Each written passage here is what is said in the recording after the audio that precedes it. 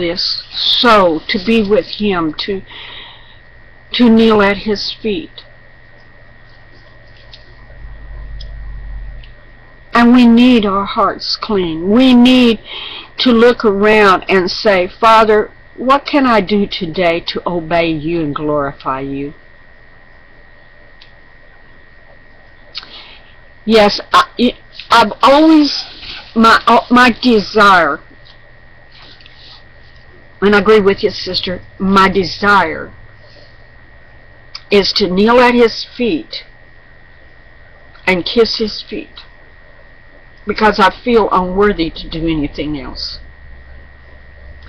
I don't feel worthy that I should look Him in the face or even hug Him. Just to kneel there at His feet and kiss His feet would be such an awesome blessing for me.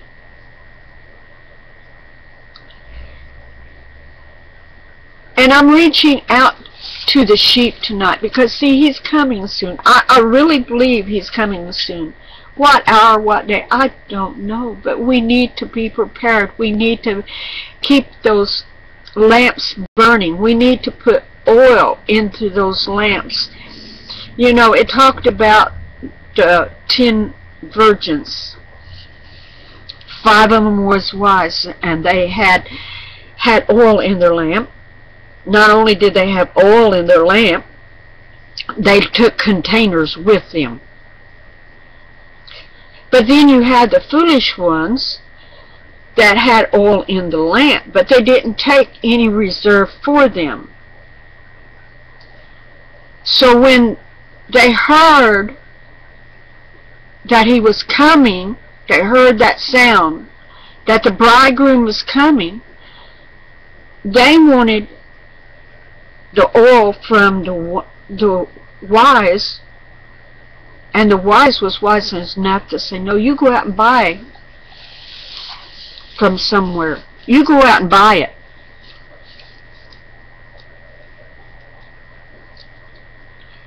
And while they went to buy it, and when they come back, they turned, the door was already shut. So they automatically become a part of the goats that was going to be judged.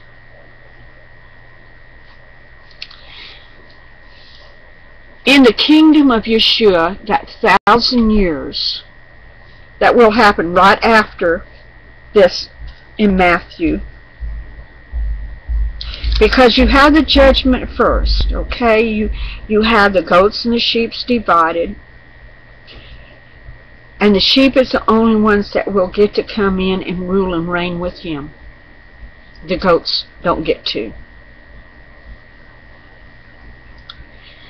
And so, while the foolish were out there trying to buy more oil wherever you buy it, I agree with you, because we can't buy it. So while they're out there searching around, running around, like my grandmother said, like a chicken with its head off, I mean, you know, with a chicken with its head off, the chicken don't have a head on, so they don't know where it's going, cause or doing it. It's don't have eyes to see with. So I'm coming from a time when my grandmother killed her own chickens. That's my grandmother's already went to heaven a long time ago, but that's where she gets that analogy at. The foolish will be running around searching for something they can't buy, that was already there. All they had to do is get it and prepare, but they've waited too long. And so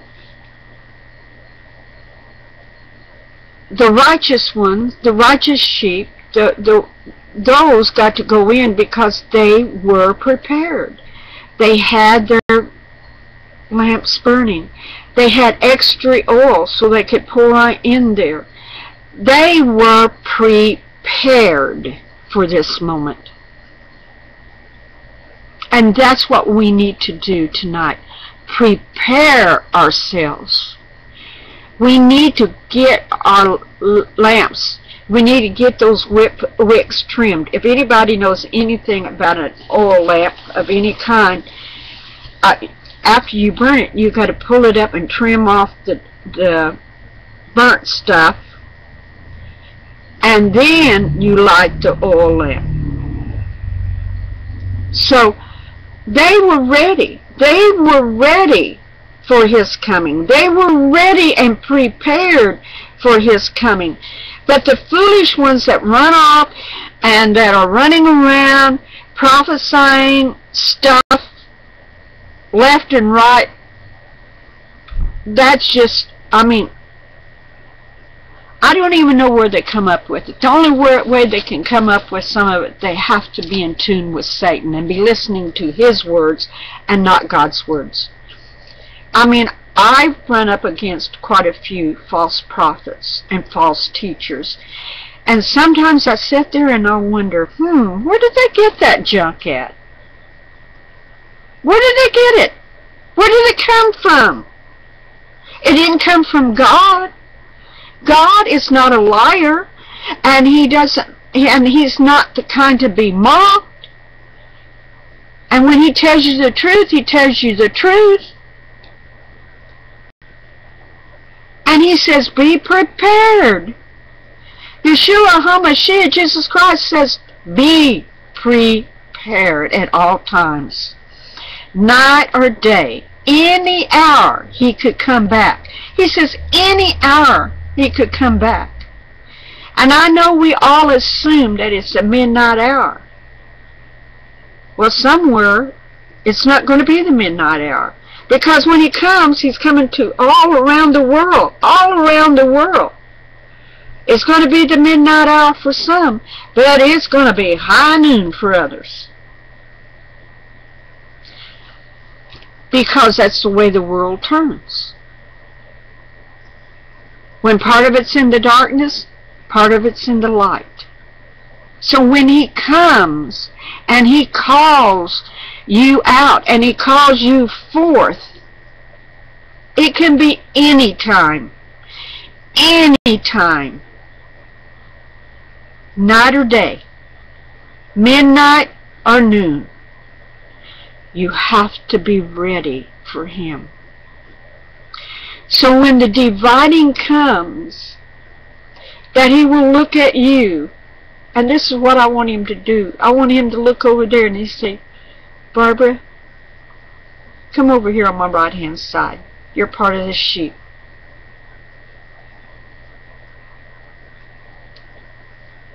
That's my heart's desire. That he will find me, though I am nothing, but he will find me and find that I love him more than anything else in this world. I love him more than life itself. I love my husband, but I love him more than my husband. I love my children, but I love him more than my children. He is all in all to me. And I try to keep my bottle filled with extra oil, so that if my light begins to get dim, that I can quickly trim the wick and pour more oil in there and get it going again, because I don't want my light to be dim. I want people to see him in me, and that oil that is in those lamps is him, his oil. I want to shine forth his righteousness in all things. And I encourage you to do the same thing. To let his light and his holiness shine from you. Not our holiness, not our righteousness, because we don't have any. Believe me, we don't. It is him that dwells within us that has it. And when he shines forth from us, others will see Him. They will see Him and only Him. 'Cause oh, such a wretched person am I. I am nothing but dirty rags compared to His glory. I am nothing compared at all to His glory. But when His glory and His light shines forth from me, then that touches other people. That's what heals other people. If someone comes up and needs prayer, that's what heals them. As a lady one time come up and asked for prayer because she had cancer. And I prayed for her, but it was God that healed her, not me. But yet, there's responsibility that comes along with that healing, and people may not understand it. Because she glorified Him for Him healing her, cured her cancer. I mean, she went to the doctor, was totally healed, and I mean, they couldn't find any cancer at all. I mean, that was proof that God healed her. Because the doctor, I mean, he was amazed. He was like in shock. But it wasn't quite a year afterwards that she went back into sin and started drinking and started doing some stuff that she had been doing before. And I had cautioned her, you know, when God heals you, He heals you for a purpose, and He wants your life.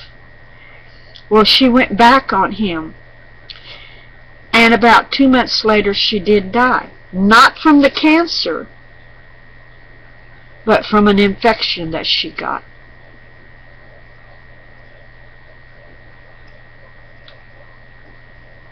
And I prayed for her while she had that infection, but she's, well, if God really healed me, I wouldn't be getting an infection. And I said, if you walk away from Him, if you walked away from His covering, you went back and doing all the drinking, you went back and doing some drugs that you were doing, I mean, what can I say? I'm not your judge, but He is. And when you have committed your life to Him, and He has given you an awesome, awesome, awesome healing, and He has blessed your life so much, and then you turn your back on Him, it's like saying, thank you for healing me, but oh well, I want to go back into my old life and do my own thing. It feels good. It makes my flesh feel good. And she did pay for it with her life. Did she go to hell? I don't know. I'm not here to judge people and say, but she did suffer and she did die. I've seen other people healed and never turn back. And their healing was with them from the day till even today. Some has passed away because they were older. Some are still alive and telling of the glorious thing that the Father did for them in healing them, and going on and doing His will. You know, He's gracious and merciful in all things. And when some people says, well, you know, I don't want to serve Him because He can be mean and cruel, and they'll go back to the Old Testament and they'll say, well, you know, He did this and He did that.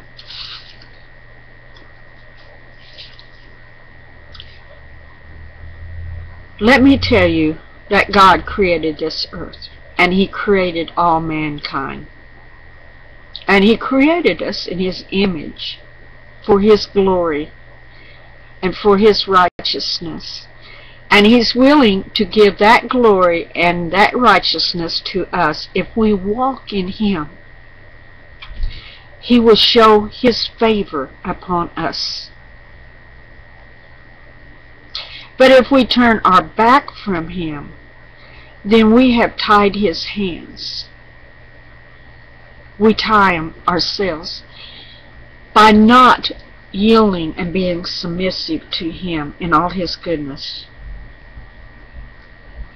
Because, you know, there's a group that always talks about His blessings and His curses. Well, let me tell you about His blessings. He said that if we will obey Him, do His will, He will bless us. He will bless the fruit of our womb. In other words, our children will be blessed. We won't lose them out of, you know, miscarriage or anything. He will bless, and we have healthy children. He will bless the fruit of our fields. Well, I know a lot of us, I don't have a field and I don't farm, but yet He will bless those farmers out there. He will bless those fields and let the crops come abundantly so they can feed us. He will bless our coming and our going. So when we leave our house, He will bless us as we leave our house and go on our trip and wherever we go to, and He will bless us coming back. Because He is the one who protects everything and blesses us. He desires to do that for us because we surrender ourselves to Him. If we don't, then that's when all the curses come. The very things He will bless us with, He will turn around and curse us, because there will be famine. And I think that abortions are a curse. Not from God, but from Satan, myself. But it fits in there. We ourselves take upon us this curse to destroy life before it has even come from us. God forgive those people. For the blood of those children, every unborn child that was cruelly taken before they could even begin life, their blood is crying out from the ground for the Lord to take vengeance for them.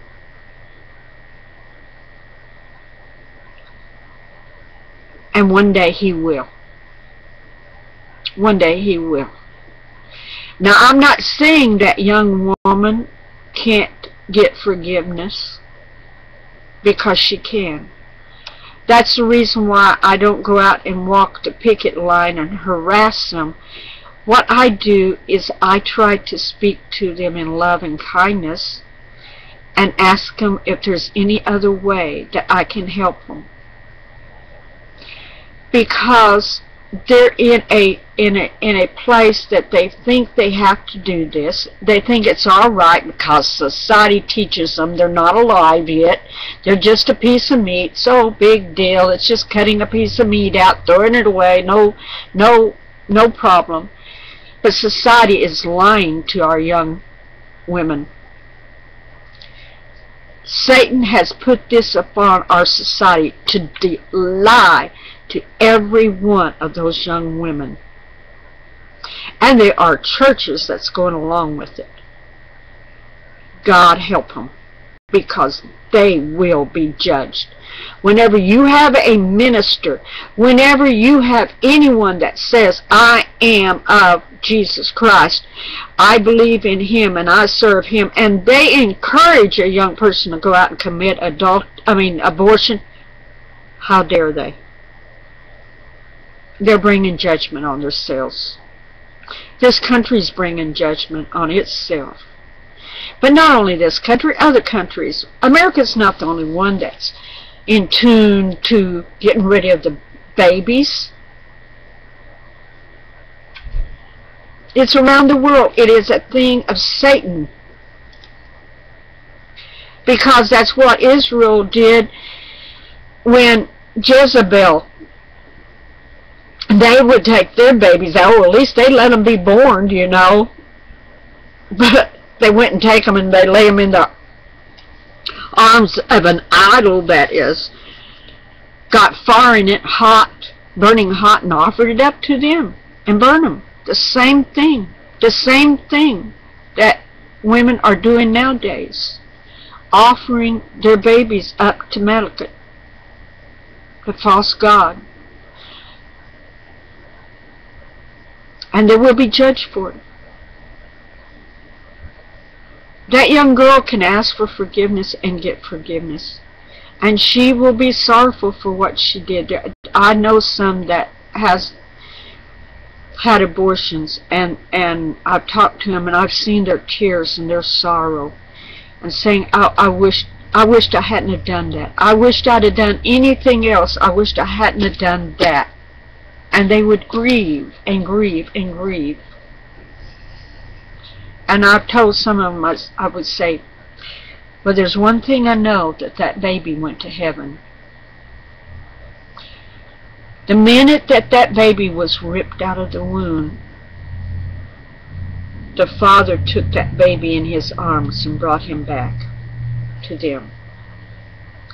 And now he's wanting you to come to him, and he will forgive you. And then one day you will see that baby, and you will rejoice with that baby. If you give your heart to him, to Yeshua. Our society has come to the place they condone so much evil, so many evil things. And when that time of judgment because we're in the time of judgment now, and he's watching, and they will stand as Yeshua has parted the goats from the sheep. He will stand, and they will face him. They will have to face him. And then it's too late to repent. They can get on their knees and cry and scream, but it's too late, because they are already in the process of judgment. We cannot wait till we're up there in front of him, because judgment is now, and we know when we are doing wrong. We know what is right in the eyes of God, and we know that is what we are supposed to be walking in and doing in, and not of this world. Not of this world. We have to turn our attention, our attitude toward Yeshua HaMashiach. Get it off of this world. Yes, I know the money situation in this world, not only in the United States, but the whole world, is getting bad. One day our economy is going to belly up. It has to. I mean, I'm sorry. I wish it didn't, but it has to, so it will all come in one world order. There is a time that all nations will come together as one to try to drive out religion. They'll want to make it one world religion, so all this fighting and going on, you know. That's going on right now today between so-called Christians. And not only Christians, I mean Muslims are fighting each other. They're just as bad as the Christians. You have Muslims over here that wants to go out and kill everybody, and then there's Muslims over here that don't want to kill everybody, that wants to try to make where we can all live together in harmony. And these Muslims over here is not only killing the Christians and the Jews and other people, they're going over here killing these other Muslims that are saying they want to live in peace and harmony. So it's in the Muslim community too. It's not only in the Christian. It's like, and I've heard it more times than one by, I haven't heard the president himself say it, but I've heard a lot of congressmen and senators going, if we just get away from religion, we won't have all this war and trouble. Well, let me tell you, right now, with the Muslims that are radical, I can see no peace with them, because you either become a Muslim or you die. Period. Bar none. There was a time Christianity was just as bad, because they sent out troops, you know, to go over to Jerusalem, and they even told them, if you join the Crusades and you go over there and you get killed, then you will go to heaven.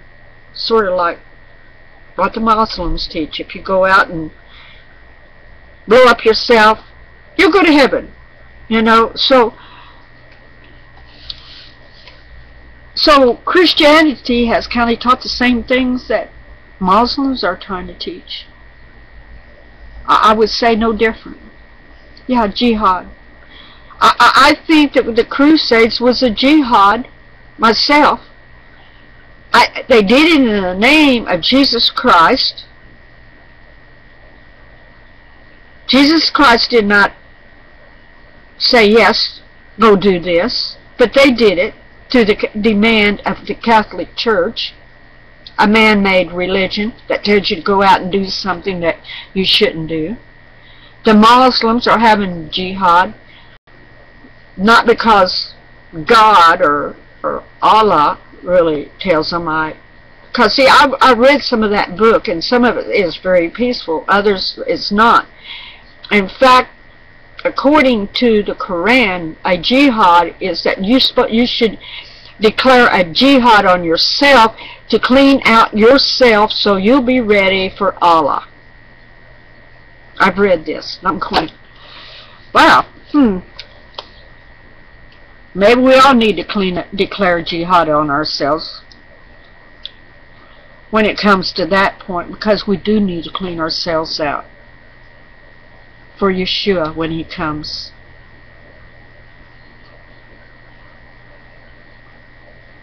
But